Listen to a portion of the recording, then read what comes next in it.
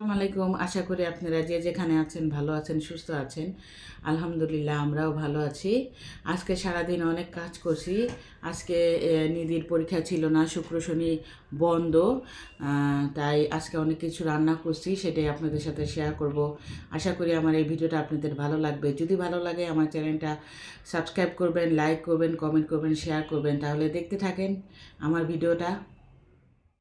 এখানে 1 কেজি গরুর মাংস ভালো করে ধুয়ে নিয়েছি। আমি গরুর মাংসটা ভালো করে ধুয়ে নেই, রক্ত থাকলে আমার ভালো লাগে না। অনেকে দেখি গরুর মাংস ধুতে গেলে রক্ত থাকে, আমি সেটা মোটেও পছন্দ করি না। আমি যতক্ষণ পর্যন্ত গরুর মাংসতে রক্ত থাকে ততক্ষণ আমি ধুতেই থাকি। এখানে আমি হাতে মেখে গরুর মাংসটা চড়াই দিব। এখানে আমি দিয়ে দিলাম পরিমাণ মতো আদা রসুনের বাটা, আর 1 কাপ আমি পেঁয়াজ কেটে নিয়েছি সেটা দিয়ে দিলাম। আর দিয়ে দিব মরিচের গুঁড়া। আর এই মরিচের গুঁড়াটা অনেক ঝাল, এর জন্য আমি 1 চামচ দিচ্ছি।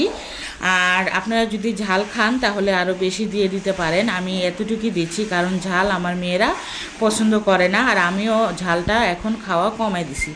আর এখন আমি দিয়ে দিব জিরা গুঁড়া, ধনিয়া গুঁড়া, আর দিয়ে দিব রাঁধুনি গরম মশলা গুঁড়া আছে না সেইটা, আর দিয়ে দিব পরিমাণ মতো তেল। সেগুলা দিয়ে আমি ভালো করে হাতে মেখে নিব।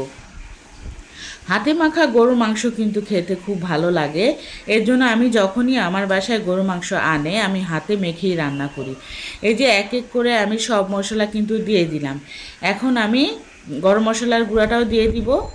দিয়ে তারপরে আমি ভালো করে হাতে মেখে নিব, আর পরিমাণ মতো লবণটাও দিয়ে দিব। আর এভাবে রান্না করলে অনেক মজা হয়। আমার মাকেও দেখতাম যে এইভাবে হাতে মেখে রান্না করতো। আর দিয়ে দিলাম পরিমাণ মতো তেলটা আমি কমই দেওয়ার চেষ্টা করি। রান্না করার পর দেখবেন অনেক তেল উঠেছে। এভাবে রান্না করলে তেল কম দিলেও মনে হবে যে অনেক তেল দিয়েছি। আর এখানে পরিমাণ মতো লবণ দিলাম। এখন আমি ভালো করে হাতে মেখে নিব। হাতে মাখতে গেলে মনে হবে যে আমি অর্ধেক মাংস এখানেই রান্না হয়ে গেছে। এইভাবেই রান্না হাতে ভালোভাবে ম্যারিনেট করে নিতে হবে। আর অনেকে নাকি আমার ভিডিও দেখে খারাপ মন্তব্য করেন, কেন রে ভাই, আমি কি আপনাদের কোনো ক্ষতি করছি? ভালো মন্দ নিয়েই জীবন, তাই না? এক সময় মানুষ ভালো খাবে, এক সময় মানুষ খারাপ থাকবে, এটাই তো জীবন। আর আমরা তো আহামরি বড়লোক না যে আমরা সব সময় ভালো থাকি আর সব সময় আমরা খারাপ থাকি। তাহলে আমাকে যদি কোনো কিছু বলার থাকে আমার ভিডিও দেখে বলেন কেন, আমার সামনে এসে বলবেন। তাহলে এগুলা কেন বলেন? আমি তো কারো কথা এগুলা বলি না। আর আপনারা যেভাবে থাকেন সেভাবেই থাকেন, আমাকে নিয়ে কেন এরকম মন্তব্য করেন? আর এই যেখানে আমি মাংসটা ভালো করে চড়াই দিলাম, আর পাশে ফিল্টারটা অনেক দিন ধরে নোংরা হয়ে আছে, ভাবতেছিলাম পরিষ্কার করব। আর ফ্লোরটাও নোংরা হয়েছিল, পরিষ্কার করব বলে এই কোণাটা কখনো পরিষ্কার করা হয় না আর কি 15-20 দিন ধরে। এর জন্য ভাবলাম আজকে একটু সরায়া ভালো করে মুছে নিই। আর পিছনে অনেক ধুলা হয়ে গেছিলো, মাকড়সার জাল দিয়ে ভরে গেছে, সেটাও আমি ভালো করে মুছে নিব। এই যে দেখছেন কত ময়লা হয়েছে। এখন আমি এগুলা সব মুছে নেব, মুছে নিয়ে তারপরে আবার ফিল্টারটা জায়গায় রেখে দিব। আসলে এই সমস্ত কাজগুলো মাঝে মধ্যে না ধরলে মনে হয় কি অনেক দিন ধরে নোংরা হয়ে আছে আর পরিষ্কার করাই হয় না। রান্না বান্না করতে করতে আমি সাথে সাথে এই কাজগুলোও করে ফেলি। আর অনেকগুলা কাপড়ও ধুয়ে নিয়েছি কালকে, তাই ভাবলাম যেহেতু আজকে কাপড় ধোয়া নাই, এটা আমি পরিষ্কার করে নিই। আর কাপড়টা আমি প্রতিদিন ধুই না, 2 দিন 3 দিন পর পর ধুই। আর এই যে কাজের ফাঁকে ফাঁকে আবার মাংসটা এসে দেখে নিচ্ছি যে হয়েছে কি না।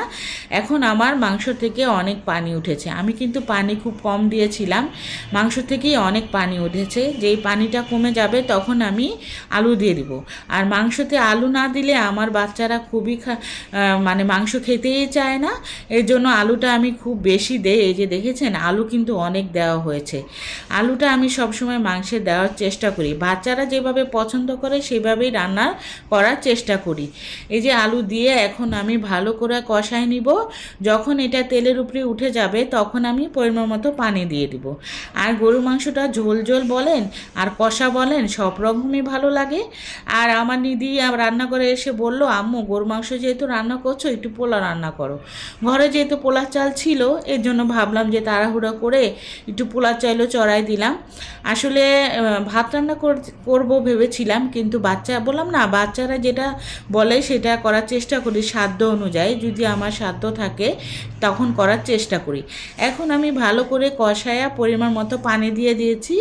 এটা যদি কষা মাংস খাওয়া যায় সেটাও ভালো লাগবে, ঝোল খেলেও ভালো লাগবে। এই যে দেখছেন আমি তেল কিন্তু খুবই কম দিয়েছিলাম, কিন্তু তেল এত উঠেছে মনে হয়েছে আমি অনেক তেল দিয়েছি।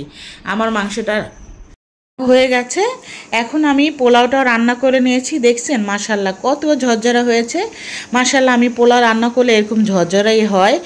আর আমি পাশে এই যে এখানে যে সরাই মুছেছিলাম সেটা আমি ভালো করে মুছে পরিষ্কার করে নিয়েছি। আর ব্লেন্ডারেরটাও আমি সরাই ভালো করে মুছে নিয়েছি। আর পাশে আবার তেলের বোতলটা রেখে দিয়েছি। টুকিটাকি ঘরের কাজ এইভাবেই করে নেই। আর এই যে টেবিলে আমি পাতিল সহই দিয়ে দিয়েছি, কিছু মনে করবেন না আপনারা। আমরা যেহেতু নিজেরাই খাবো এই জন্য পাতিল সহই নিয়ে আসলাম।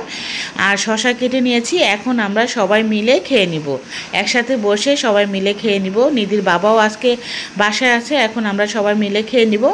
আর বরাবরের মতো রান্নাঘরটা আমি পরিষ্কার করি, রান্নার পরে আমি পরিষ্কার করে ফেলি পুরা রান্নাঘর। চুলাটা ভালো করে মুছে রান্নাঘরের নিচে সিং টিং সব ভালো করে মুছে নেই। রান্নাঘর যদি অপরিষ্কার থাকে আমার কিন্তু মোটেও ভালো লাগে না। আর বিকালবেলা ভাবলাম যে বাচ্চাদের একটু কোকলা নুডলস রান্না করে দিই। এই নুডলসটা আমার হাতে ওরা অনেক পছন্দ করে, তাই মাঝে মধ্যে আমি নুডলসটা রান্না করে দেই। আর বাইরের ভাজা পোড়া খাওয়াটা অনেক কমায় দিছি, এর জন্য বেশিরভাগ ঘরেই নাস্তা বানাই দেই। আর মাঝে মধ্যে যদি বাচ্চারা আবদার করে তখন কিন্তু দেই। এখন অনেকেই আমার চ্যানেলে কমেন্ট করেন, সাবস্ক্রাইব করেন, আমার খুব ভালো লাগে। তো আজকে এতটুকুই। সবাই ভালো থাকেন, সুস্থ থাকেন, আমার চ্যানেলের পাশে থাকেন। আল্লাহ হাফেজ।